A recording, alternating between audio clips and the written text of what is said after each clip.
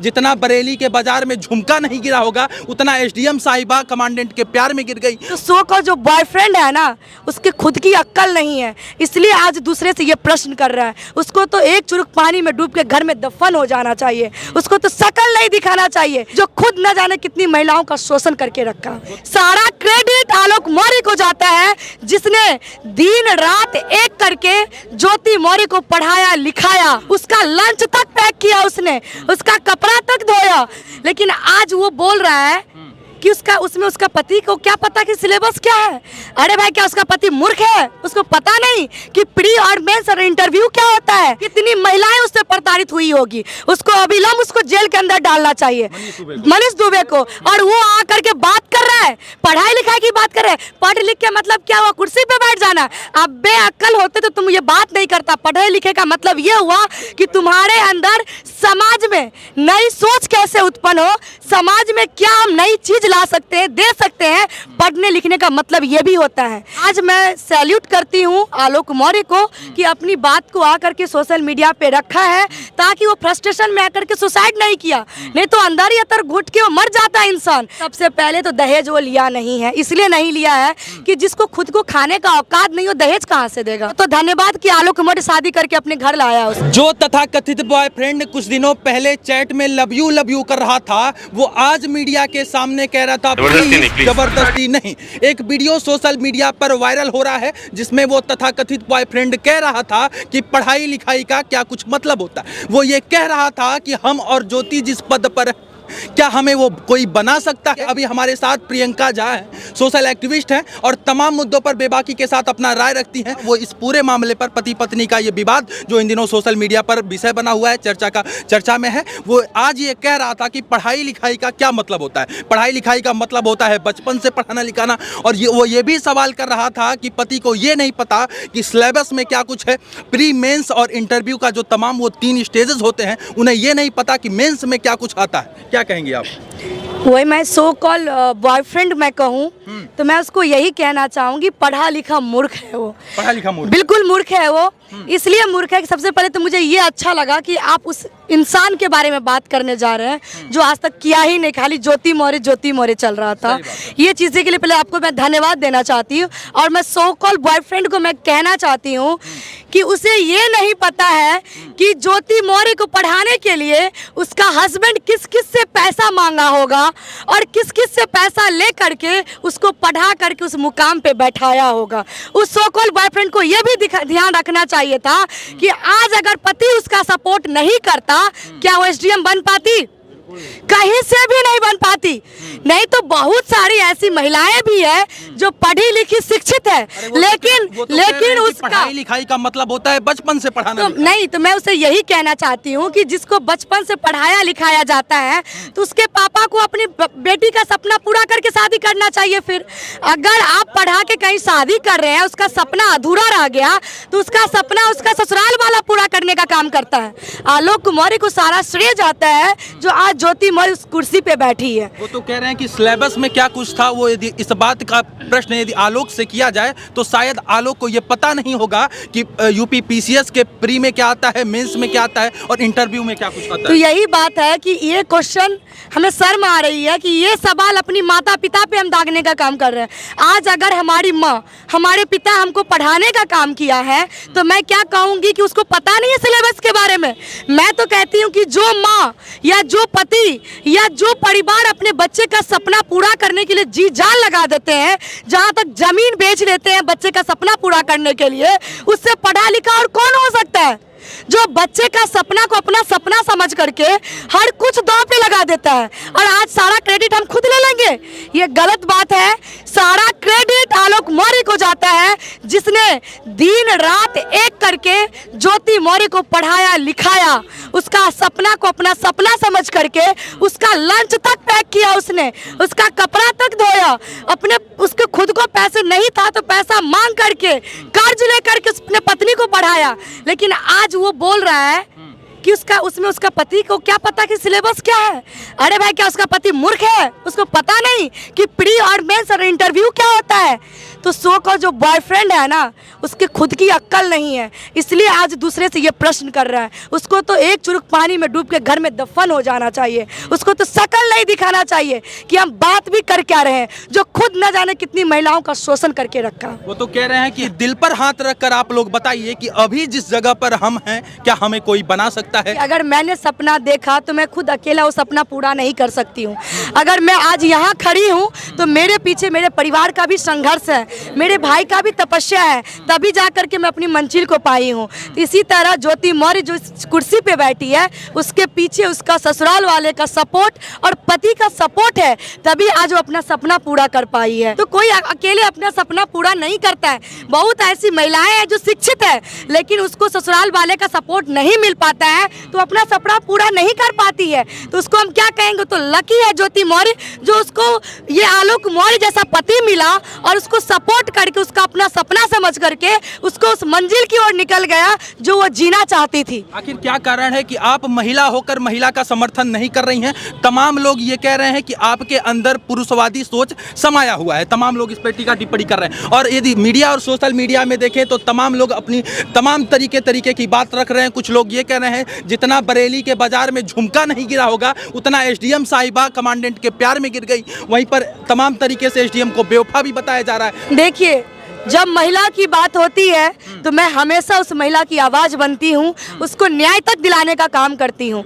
लेकिन जब पुरुष प्रताड़ित होता है, आज महिला के लिए 10 संस्था बनी हुई है, महिला आयोग भी बना हुआ है, लेकिन पुरुष के लिए आज डाटा उठा के देख लीजिए, जो ना जाने कितने पुरुष ऐसे हैं जो सुसाइड किए हैं, प्रताड़ित होकर के। उसको सुनने वाला, उसको जानने वाला, उस अपनी व्यथा को व्यक्त करने वाला ऐसा कोई एक संस्था नहीं बना जो पुरुषों की बात सुन सके। तो आज अगर हम पुरुष के साथ खड़े हैं, वो भी आलोक मौर्य जैसे इंसान के साथ खड़े हैं, तो हमें खुद पे गर्व महसूस हो रही है कि मैं ऐसे समाज की कलंकित महिलाओं को बहिष्कार करने का काम करूंगी जो समाज को गंदगी से निकाल करके न फेंक के और उसको बढ़ावा देने का काम कर रहा है। मैं उसके लिए यही कहूंगी कि जो उसको सपोर्ट करे खुद एक गंदगी है। मैं यही कहूंगी, क्योंकि समाज में इस तरह की चीज़ों को हमेशा रोकना चाहिए, बढ़ावा नहीं देना चाहिए। जो सही है उसको एक्सेप्ट करना चाहिए, और हमें बिल्कुल शर्मिंदा नहीं है कि मैं आलोक मौर्य को सपोर्ट कर रही हूँ, क्योंकि गलती सब करते हैं। इस देश में गलत पुरुष भी है, महिला भी है, लेकिन इस वक्त की बात मैं अगर करूँ तो ज्योति मौर्य गलत है, बेवफा है। आलोक मौर्य को, बिल्कुल आलोक मौर्य को धोखा दी है, इसमें कतई दो राय नहीं है। और सो कॉज बॉयफ्रेंड जो है उसके पास अक्ल ही नहीं है। उसको तो अविलंब सरकार को उस पर संज्ञान लेना चाहिए कि कितनी महिलाएं उससे प्रताड़ित हुई होगी। उसको अविलंब उसको जेल के अंदर डालना चाहिए, मनीष दुबे को। और वो आकर के बात कर रहा है, पढ़ाई लिखाई की बात कर रहा है। पढ़ लिख के मतलब क्या हुआ? कुर्सी पे बैठ जाना। अब बेअक्ल होते तो तुम ये बात नहीं करता। पढ़े लिखे का मतलब ये हुआ कि तुम्हारे अंदर समाज में नई सोच कैसे उत्पन्न हो, समाज में क्या हम नई चीज ला सकते हैं, दे सकते हैं। पढ़ने लिखने का मतलब ये भी होता है, ये नहीं कि पढ़ लिख के कुर्सी पे बैठ गए और लोगों का हनन करना शुरू कर दिए। ये चीज़ें नहीं होना चाहिए। तो मनीष दुबे बहुत बड़ा गलत है और गंदगी है। समाज में ऐसे ऐसे लोगों का बहिष्कार करना चाहिए। क्या आपको नहीं लगता कि पति पत्नी का ये झगड़ा मीडिया और सोशल मीडिया में नहीं आना चाहिए, क्योंकि समाज में कहीं ना कहीं से इस पर इम्पैक्ट पड़ रहा है? कुछ लोग ये कह रहे हैं कि महिलाओं की पढ़ाई छुड़वा देना चाहिए, कुछ लोग ये कह रहे हैं कि बेटी पढ़ाओ लेकिन महिला नहीं पढ़ाओ। आखिर इन सभी घटना के बाद से ये सारा कुछ ट्रेंड शुरू हुआ। तो आपको नहीं लगता है कि ये पति पत्नी दोनों का ये पारिवारिक झगड़ा है, ये आपस में ही सुलटाना चाहिए? ये पारिवारिक झगड़ा है ही नहीं।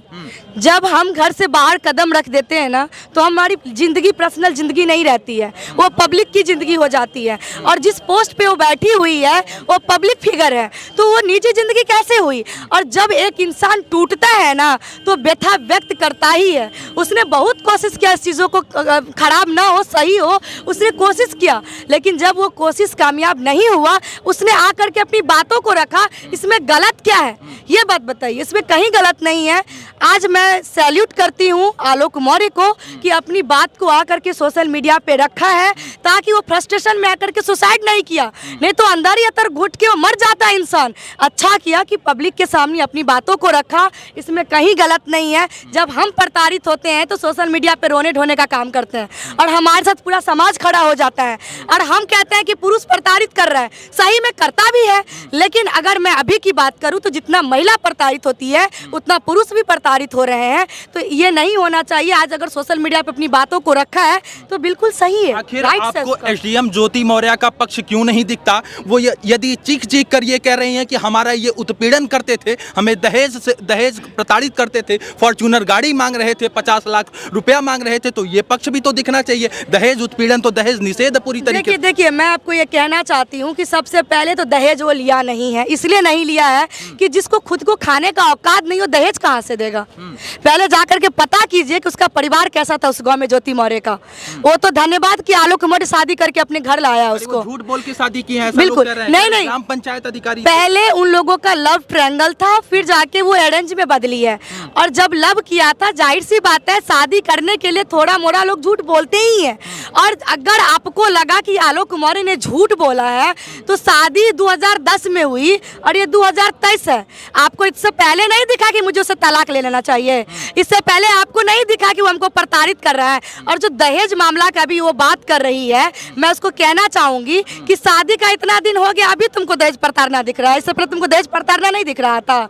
मतलब आज तुमको उस मंजिल पे बैठा दिया तो आज अपनी डिफेंड के लिए, अपने आप को खुद को डिफेंड करने के लिए तुम आलोक मौर्य पे इल्जाम लगा रही हो। शर्म आना चाहिए तुमको। मैं बात करूं तो ज्योति मौर्य की बात होनी नहीं चाहिए। देखिए समाज में क्या है कि निगेटिव चीज़ लोग तुरंत अडॉप्ट करते हैं, पॉजिटिव चीज़ों को अडॉप्ट करने में टाइम लगती है। अगर अभी हम जितना ज्योति मौर्य की चर्चा सुर्खियों में है, उसी तरह एक MP की एक पदाधिकारी जिन्होंने गृह प्रवेश में जाने के लिए आवेदन लगाया, उनको छुट्टी नहीं मिला, उन्होंने इस्तीफा मारा। उस महिला की बात क्यों नहीं हो रही है? उस पदाधिकारी की बात क्यों नहीं हो रही है? वो भी तो बेटी थी, वो भी तो महिला थी जो अपनी पति के लिए, अपने परिवार की खुशी के लिए त्याग दिया उस पद को। ये निजी मामला था। यदि इस निजी मामला पर हम गौर करें तो सही गलत का ये परिभाषा होता है कि आपके किसी कृत्य से किसी तीसरे को आपत्ति नहीं हो तब तक आप सही हैं। और इस मामले पर यदि गौर करें तो पति पत्नी के बाद पति का ये पिता चीख चीख कर ये कह रहा है कि ये सब देखने से पहले मैं मर क्यों नहीं गया। आखिर वो भी अपनी कमाई का एक अंश उस पढ़ाई में दिए हुए। देखिए आज कहीं ना कहीं तो समाज तो आज आलोक मौर्य पे प्रति आरोप लगा रहा होगा ना, क्योंकि जब वो समाज को बहिष्कार करके अपनी बीवी का सपना पूरा करने के लिए आगे निकला होगा, समाज उसको न जाने कितने चीजें बोला होगा, लेकिन वो सुना नहीं समाज का, अपनी पत्नी के लिए आगे निकल गया। लेकिन आज तो आलोक मौर्य को गलत साबित कर दी है लड़की। आज तो आलोक मौर्य की गलत कर दी है ना सब समाज के बीच में। तो ये गलत है, इस तरह की चीज नहीं होनी चाहिए। जाहिर सी बात उनका पिता कह रहा है कि ये सब चीज को देखने से पहले मैं मर क्यों नहीं गया, क्योंकि वो भी तो चंदा इकट्ठा करके अपनी बहू को पढ़ाने का काम किया है, सब कुछ किया है, तो उसको न्याय मिलना चाहिए। आलोक मौर्य को न्याय मिलना चाहिए। समाज पर जो ये असर पड़ रहा है, महिलाओं पर उनकी पढ़ाई लिखाई छुड़वा दी जा रही है, उस पर आप क्या कुछ कहना चाहेंगे? नहीं, मैं उनको यही कहना चाहूँगी कि छोटी सी गंदगी, मैं कहूँगी गंदगी है वो समाज के लिए। एक गंदगी पूरे समाज पे हावी नहीं हो सकती। हम लोग बहुत सभ्य समाज के लोग, रहने वाले समाज के लोग हैं, और वो गंदगी है, अगर वो गंदगी हम पे हावी हो रही है तो कहीं ना कहीं हम उस चीज़ों को बढ़ावा देने का काम कर रहे हैं। तो सही चीज़ को उदाहरण बनाइए, गलत चीज़ों को गटर में फेंकने का काम कीजिए। ज्योति मौर्य गंदगी थी, उस गंदगी के कारण पूरे देश की महिलाओं पे हम आरोप नहीं लगा सकते हैं, उसके चरित्र पे बात नहीं कर सकते हैं। इसी देश की एक और बेटी भी है जो MP की पदाधिकारी है, उसकी भी बात होनी चाहिए। इस बिल्कुल बात करना है तो सरोजिनी नायडू की बात करें, बात करना है तो कल्पना चावला की बात करें जो इस देश का मान बढ़ाने का काम किया। बात करना है तो आप हमेशा जो मीरा कुमारी है, लोकसभा पहला अध्यक्ष बनी है पूरे देश में, उसकी बात करें। बहुत सारी ऐसी प्रेरणादायक हमारी महिलाएं, उसकी बात करें ना। नारी शक्ति को हमेशा पूजनीय रहेगी। एक गंदगी के कारण हर महिलाओं पे उंगली हम नहीं उठा सकते, नहीं उठा सकते। लोग उठा रहे हैं। नहीं, गलत है, ये चीज़ें नहीं करनी चाहिए।